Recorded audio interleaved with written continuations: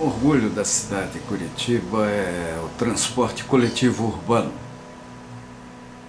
E é um orgulho que ela merece, tem direito,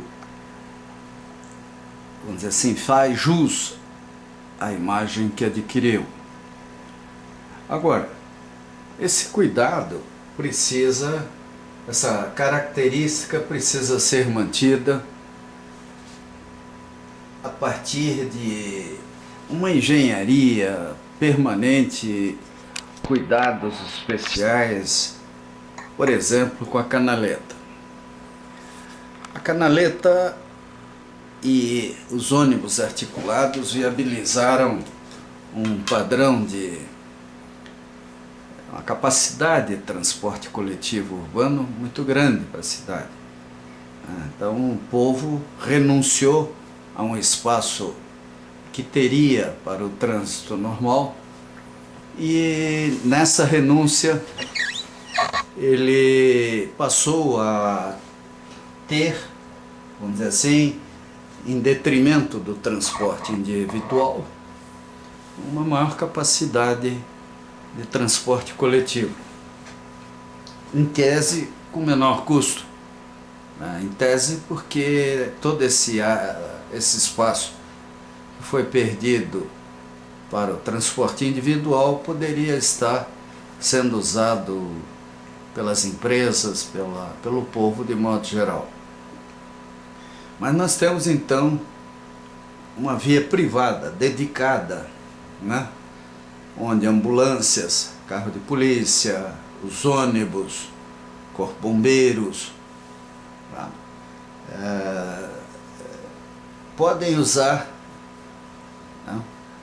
sempre que necessário, e principalmente os ônibus, que integrados à rede metropolitana formam uma tremenda malha que poderia ser melhor se a prefeitura não tivesse renunciado ou modificado critérios que a gente estava querendo implementar quando o Requião foi prefeito de Curitiba entre 1985 e 88. Infelizmente, interesses pesadíssimos valeram mais e o povo perdeu com isso. Agora, o que assusta hoje em dia é a falta de certos cuidados. Pelo menos é a impressão que nós temos. E ontem, por coincidência, pegando um ônibus articulado ali perto da Praça do Japão, na esquina da República Argentina com a Getúlio Vargas, alguém me deu lugar, eu sentei do lado esquerdo do ônibus e comecei a ver pessoal brincando de skate na pista, na canaleta, um montão de gente ali andando de skate na canaleta.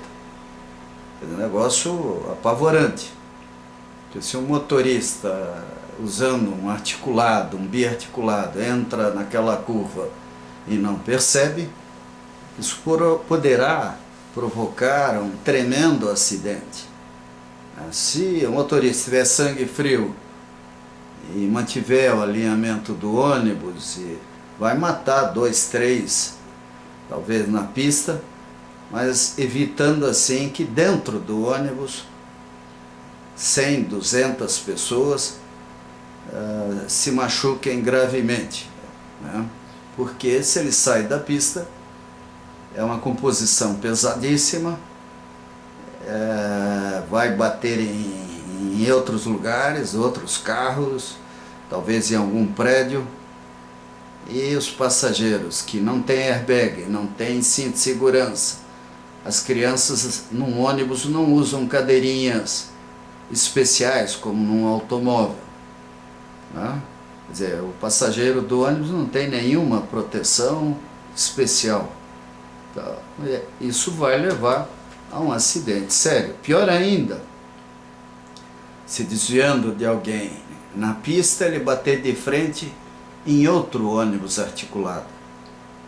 Aí a tragédia será de fato algo catastrófico, né, que vai enlutar muitas famílias aqui de trabalhadores.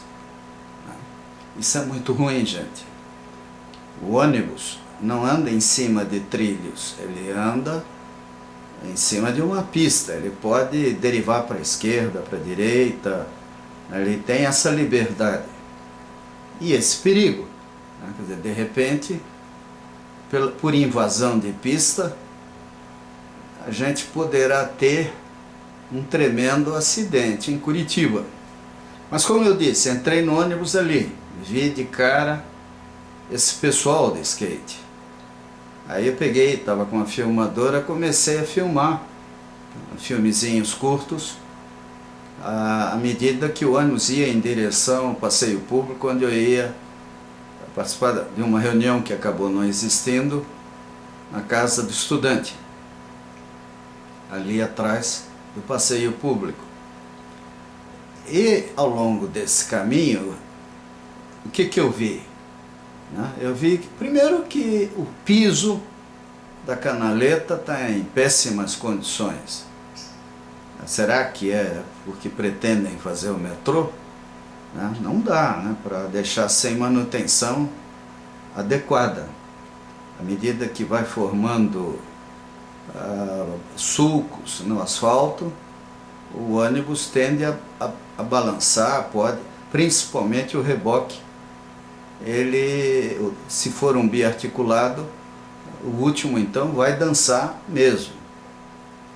Outra coisa que vimos, ciclistas, carrinheiros, pedestres, gente fazendo jogging, correndo na pista. Até um menino que devia ter, sei lá, 10, 12 anos, com a bicicletinha dele, provavelmente voltando da escola pela canaleta. Eu suponho que o pai desse menino nem sonha que ele estava fazendo isso. E um ônibus, e os dois ônibus cruzam em velocidade enorme, né? Quer dizer, se de repente o motorista percebe qualquer coisa assim, alguém entrando na pista descuidadamente, ele vai bater. E se for no instante em que ele estiver se aproximando de outro ônibus, até na frenagem o ônibus poderá derivar no sentido do carro que vem ao contrário. Então as nossas canaletas, elas precisam de policiamento constante. Tinha que ter guardas com motocicletas indo e vindo, sistemas de televisão, de monitoramento à distância, que aliás Curitiba até já teve. Curitiba foi a primeira cidade do hemisfério sul, né? Na época o arquiteto Marcos Prado cuidava disso, a implantar um sistema de supervisão ótica do trânsito de Curitiba. Depois foi abandonado, sucateado, que o pessoal que o sucedeu, dentro daquela eterna lógica de não valorizar o projeto existente, deixou que Curitiba perdesse um investimento enorme que havia feito para controlar o trânsito. Mas isso hoje em dia é barato, extremamente barato, né, em relação ao que era antigamente. Então a URBS, o DETRAN, a Polícia Militar, o pessoal todo deveria se unir, né? O governo do estado, o governo do município, para criar uma central de monitoramento das canaletas, né? Com câmeras colocadas em lugares estratégicos, até para acionar a polícia. Nós vimos até vendedor, uma senhora lá perto do shopping estação, sentada junto à canaleta, tem a impressão que estava vendendo alguma coisa ali, né? Então essa situação é gravíssima. O prefeito se orgulha agora de estar lançando um ônibus azul, né? Péssima escolha, né? O olho humano, a cor azul é é de menor sensibilidade. À noite, então, ele fica difícil de enxergar um ônibus desse. Comprido, ele diz que é o maior do mundo. Ou seja, é um trem, praticamente, sob pneus. Andando pela cidade, esse número desses veículos deve aumentar, né? Nós poderemos ter acidentes que vai faltar helicóptero para pegar pessoas. Não. Nós temos que recuperar o bom senso, gente. Nós tínhamos um projeto excelente, que era do monotrilho. Lamentavelmente, o radicalismo de alguns ele foi abandonado. A cidade teria que repensar esse projeto, pelo menos como na área periférica, contornando, fazendo circuito equivalente ao do Inter 2, ou do Interbairros 2. O fato é que alguma coisa assim, né, rapidamente, se a intenção é aliviar os grandes eixos, e os eixos existentes têm que ser mantidos desimpedidos. O motorista, coitado, ele deve dormir neurotizado, porque não é fácil, a responsabilidade é muito grande de dirigir numa situação dessas, né? Nós temos que lembrar que os riscos somos nós que criamos, né? A omissão, nosso desinteresse em relação ao transporte coletivo pode levar a tragédias, né? Tragédias que podem ser evitadas. Quer dizer, nós não devemos simplesmente fazer de conta que não vemos, né? Tudo bem, a classe média não usa ônibus, né? Até é gozado como parece que as pessoas se envergonham de dizer que usam ônibus, né? Quando devia ser o contrário, né? Por mais rico que fosse, o indivíduo deveria dizer com todo orgulho que usa o transporte coletivo urbano, que aí sim, aí ele estaria adotando um comportamento a favor da natureza, sustentável, algo que contribuindo para diminuir a poluição e conhecendo melhor as nossas calçadas e o transporte coletivo urbano de Curitiba.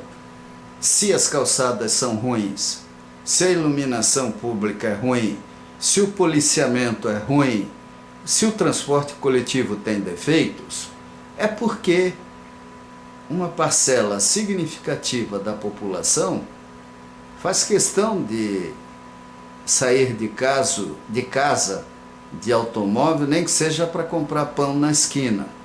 Então,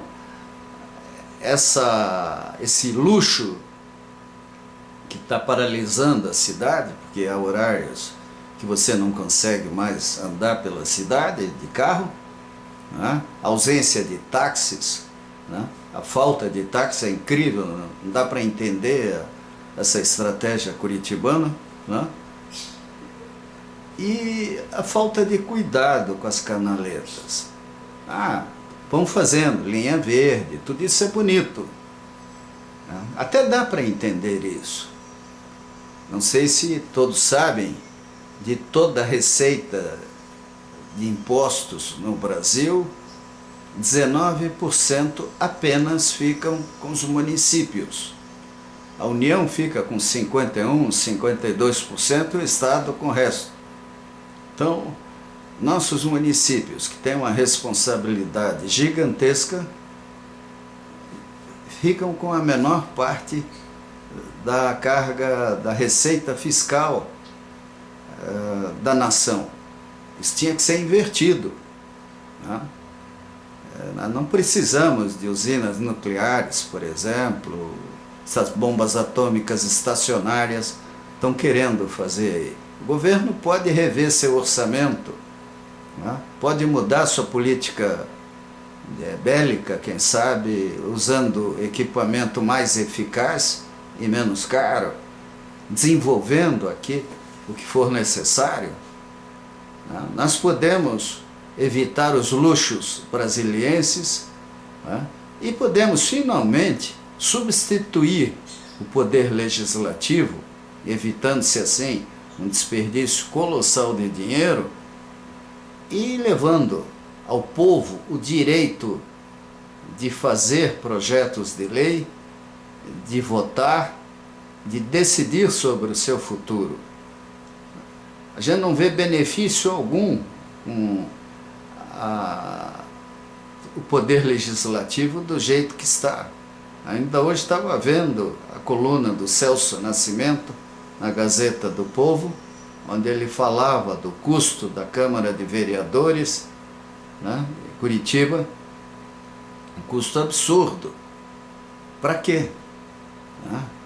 Primeiro que a primeira coisa que o pessoal faz é bandear para o lado do prefeito, ou do governador, ou do presidente da República. E depois viram apêndices do poder. Quer dizer, é uma corte faustosa, cara, né, e que tem se mostrado, infelizmente, extremamente inútil. Nós temos que cuidar da nossa cidade. Nós temos que ajudar o prefeito a governar, né? Não importa de que partido ele seja, ele foi escolhido para ser prefeito. E é, de fato, a eleição majoritária mais importante. É do prefeito, é do governador e de presidente da República.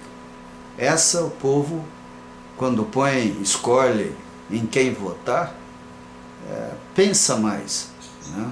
Enquanto que, para o resto, o voto às vezes é muito mais emocional do que racional, ou por conveniências inconfessáveis.